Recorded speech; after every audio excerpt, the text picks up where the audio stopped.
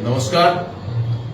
आज भारत सरकार कैबिनेट समग्र भारत में 57टी केंद्रीय विद्यालय को मंजूरी देथिबा बेले नीलगिरी एक नूतन केंद्रीय विद्यालय पाई मंजूरी मिली।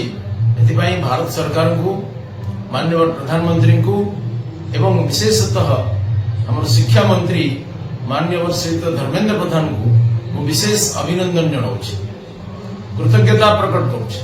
नीलगिरीवासी बहुत दिन दाबी थिला।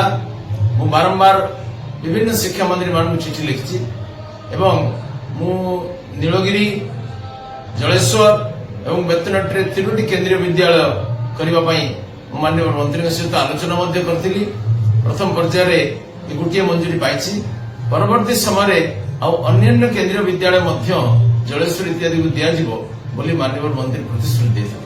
आज यह नीलगिरीवासी आशा आकांक्षा पूरण कर मो निर्वाचन मंडली में गोटे स्थान पाई बहुत बेसी आनंदित एवं माननीय मंत्री धर्मेंद्र प्रधान एवं माननीय प्रधानमंत्री को पुनः पुनः कृतज्ञता ज्ञापन करुँ। नमस्कार।